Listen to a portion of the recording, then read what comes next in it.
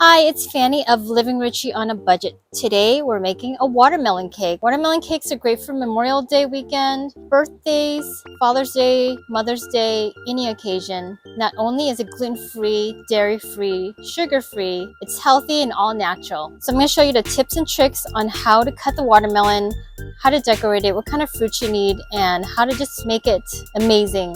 So you like my watermelon top? So let's get started. So I started by shopping for fruits. I got strawberries, mangoes, green grapes, blackberries, blueberries, raspberries, and 2 different watermelons. Next, I washed the fruit. So I washed and dried them in a paper towel, and then I put them in the fridge while I cut the watermelon. The most challenging part of making this watermelon cake is actually cutting the watermelon. So I asked my daughter to help me hold one side, and I had a cleaver and like a mallet to hammer it in because I have a hard time cutting watermelons with a regular knife. So this is what I do. And if you use this method, just be aware that your cleaver is just going to have little dents on it. But that's how I do it, and it works. As I was chopping, I noticed that it was like kind of crooked, like it's not chopping straight, but I had to commit and just finish it. You can always adjust it and fix it later, so don't worry too much if it's not straight when you're chopping it through.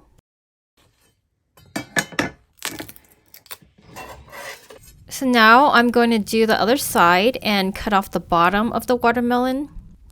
And just finding a straight line to do it, it's very hard. Just go for it.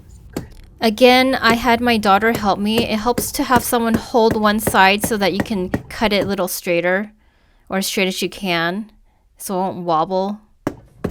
I don't know how other YouTubers do it because it's hard for me to cut it by myself. Now we're going to cut off the rest of the skin, and it's kind of hard to make a circle, so we're going to do like an octagon, piece by piece.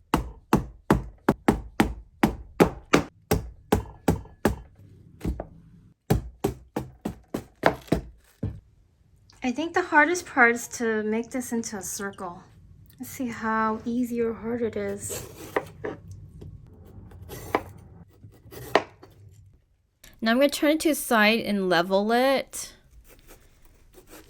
It's better to cut a bigger piece so you have room to like fix things and make it straight. And we're just trying to cut off as much of the white parts as possible. The hard part is getting these seeds out. There's so many seeds. Even though this is supposed to be seedless, there's still these brown seeds here. So I also have the smaller watermelon. This is for the top tier. I have 2 watermelons, one for each tier, and we're going to cut it the same way. Okay, I need some other hands. I'm just going down, okay?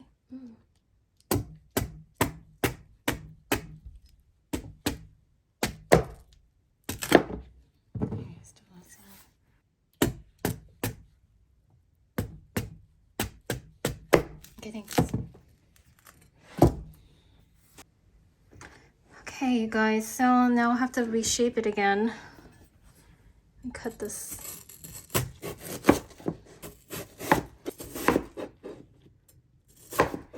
And we're just making sure it's round. It's kind of like art. I'm just like sculpting this watermelon cake. Looks like I have to trim this side again. It's a little bit off. You see that?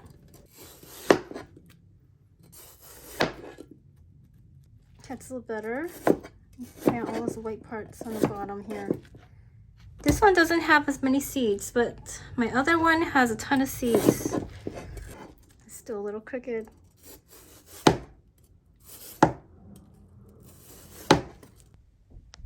I want to show you how it looks like right now. That's really imperfect, look. And there's so many seeds there. So yeah, this is hard. I have to level it here and get out these seeds. I think I'm gonna use this cake thing because I could turn it. So just scraping the seeds out. I always feel like when I'm doing stuff I've seen on YouTube that everyone else did it perfectly and I have so many issues. Right now, I think I'm not gonna worry about the seeds because I'm gonna hide it with fruit. So we have toothpicks here and fruit. We have lots of fruit and we're gonna decorate it. And we figured out that it's easier just to put the toothpicks in first and then the fruit so you don't poke yourself. The best fruits for decorating the watermelon cake are ones that contrast the watermelon. So blackberries and blueberries look good against the red watermelon cake, as opposed to like raspberries and strawberries, which blend in, and mangoes and pineapples look good too, as well as green grapes and mint leaves. And you really don't need as much fruit as you think you'll need, because I overbought like a lot of different fruits because I didn't know how much I needed, but you just need like a small container of each kind of fruit if you're trying different ones. For the top tier, we decided to do raspberries and green grapes. And don't forget to secure the top layer to the bottom layer. You can stick some toothpicks there and it'll work. Some people use skewer sticks, but it's way too long for this short watermelon cake. As you can see, decorating is a lot of work, and it would be nice to have someone help you, like my daughter helped me here. Otherwise, it would take so much longer to finish this decoration process. Once we did the top layer, then we decided to try to get out the seeds with toothpicks, and it helped a little bit, but we just couldn't get all of them out, and that's okay. Because you can kind of drive yourself crazy trying to get them all out. So I just had to let it go and move on. For the base of the cake, we decided to just put a lush layer of strawberries, raspberries, blackberries, and blueberries because our family loves berries. And we didn't toothpick them in, we just let them sit there loose on this cake stand. And for the top layer, we put strawberries, and we decided that the strawberries facing upright looks better than if they're upside down. And then we put some mangoes in there. I had to chop some up, some pre-cut mangoes, and chop them up smaller so they would fit on the top tier. Then we filled in some open spots with some blueberries. And we decided to try putting mint leaves in there. The green kind of pops out and it was nice, but it just didn't look good in our cake. So we decided not to use it at all. Check out the final product, you guys. Here's the watermelon cake. It's gluten-free, sugar-free, dairy-free, except for fruit sugar. I filmed a lot of different angles of this cake because I used to be a wedding videographer. I used to film wedding cakes, so enjoy my shots. I've done these shots so many times, but I really want you to see the details of this cake because it was so much work. It took so long, a couple hours to make this. Just warning you.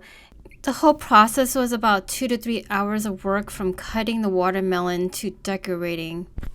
But it was worth it because this is the most unique cake I've ever made. If you like this video, give it a thumbs up and subscribe for more videos like this. See you next time. Bye.